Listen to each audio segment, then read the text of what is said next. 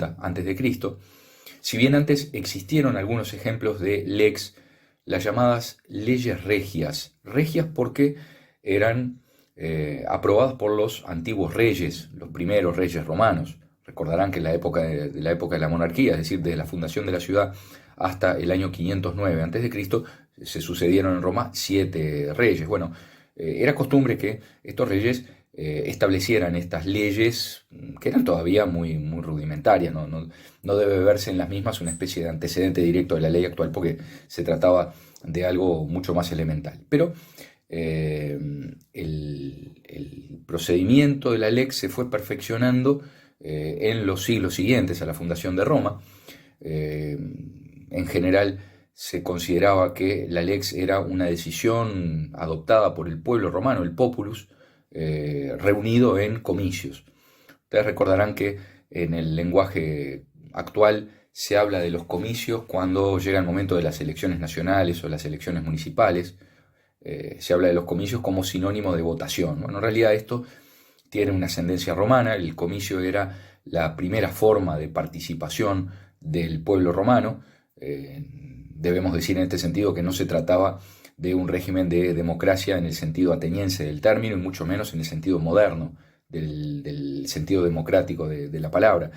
Aquí lo que se trataba era de un mecanismo de participación bastante limitado, dado por esa reunión del pueblo en los comicios. Los comicios tenían dos grandes tipos, que eran los comicios por tribus. Recuerden que las tribus reunían una determinada cantidad de familias romanas.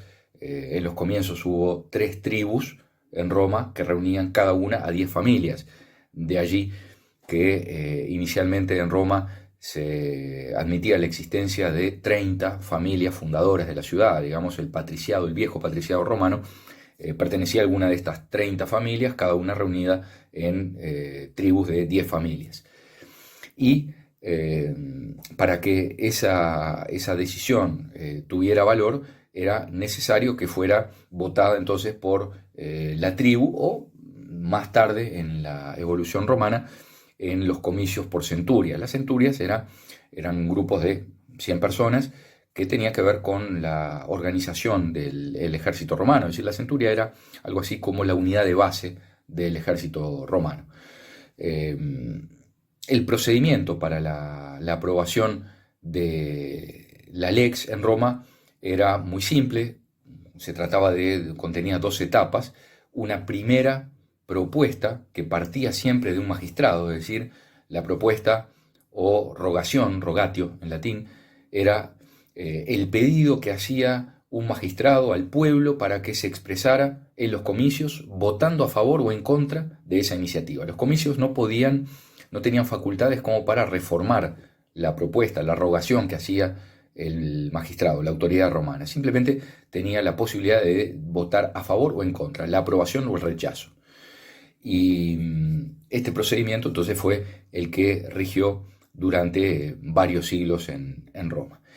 Desde el punto de vista de la clasificación, la doctrina, la jurisprudencia romana hizo varias clasificaciones. Una de ellas, la más tenida en cuenta, es la de Ulpiano. Ulpiano fue uno de los más juristas, uno de los 5 juristas más importantes de Roma.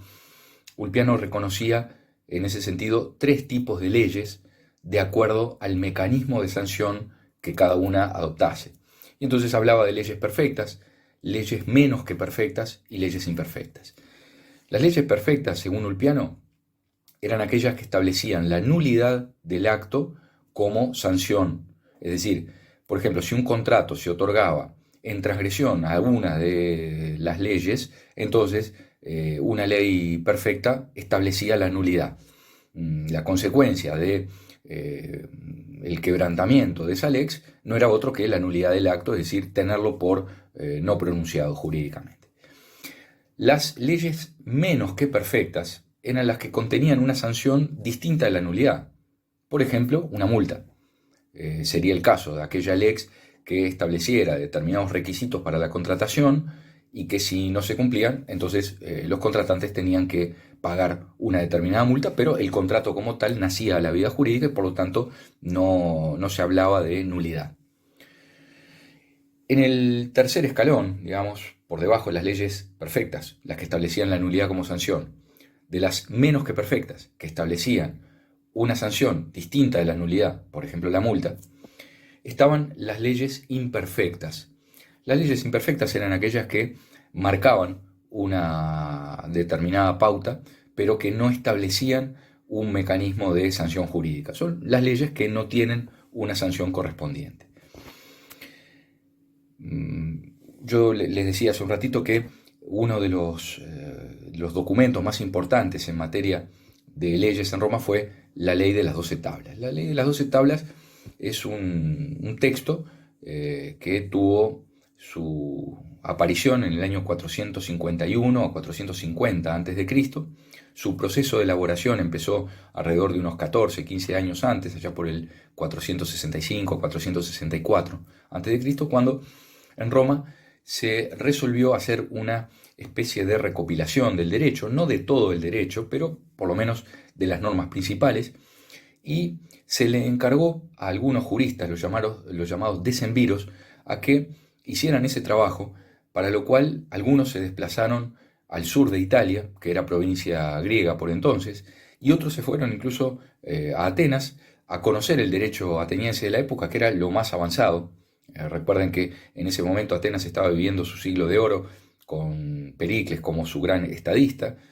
Atenas por entonces era una potencia económica, militar, en el plano de la cultura también, y naturalmente que dentro de ese desarrollo cultural el derecho había avanzado bastante más lejos a lo que comparativamente había llegado Roma. Después veremos que el desarrollo del derecho romano fue mucho más rico y fue más lejos que el derecho griego, al punto que consideramos que la ciencia jurídica como tal nació en el periodo clásico romano. Allí, en el año 451 a 450 a.C., se graba en madera, se talla en unas tablas un conjunto de leyes. En principio fueron 10. A esas 10 leyes, a esas 10 tablas, se le sumó después en el año siguiente, en el 450. Recuerden que vamos antes de Cristo, del 451 al 450, 449 y así sucesivamente. Se completan las 12 tablas y allí es cuando se logra de alguna manera un enorme avance en términos históricos respecto de la publicidad del derecho, porque por primera vez se coloca a la vista de todos el derecho, dándole de alguna manera un contenido público, yo diría, en cierta forma, más democrático. No democrático desde el punto de vista político, pero sí democrático en el sentido de la difusión para todas las personas de cuáles eran las normas jurídicas. Hasta ese momento solamente las conocían algunos, fundamentalmente los patricios y dentro de esta casta romana aquellos que tenían la condición de líderes religiosos, que eran los que tenían a su cargo las tareas que hoy cumple la judicatura, es decir, eran jefes religiosos, pero al mismo tiempo eran jueces de la vida ciudadana. Y con la aprobación de la ley de las 12 tablas, la plebe, el pueblo, es decir, el sector que no pertenecía al patriciado romano, la clase aristocrática privilegiada, obtuvo una gran victoria. Porque cuando se coloca a la vista de todos la ley, de algún modo se establecen garantías, se sabe que las reglas de juego son esas, son las que están publicadas y por lo tanto no pueden ser variadas sobre la marcha y en función del antojo de quien las aplique, sino que pasan a ser reglas objetivas. Ustedes saben, la publicidad del derecho es la primera de nuestras garantías. Nosotros mal podemos hacer valer nuestros derechos si no los conocemos, y para conocerlos es indispensable darle la publicidad al derecho. El derecho se presume público y por ende se presume conocida la ley, y no vale invocar la ignorancia de la ley como excusa. Así lo establece el artículo 2 de nuestro Código Civil uruguayo, tomando la solución establecida por el artículo 1 del Código Civil francés de 1804, el viejo principio según el cual la ignorancia de la ley no sirve de excusa.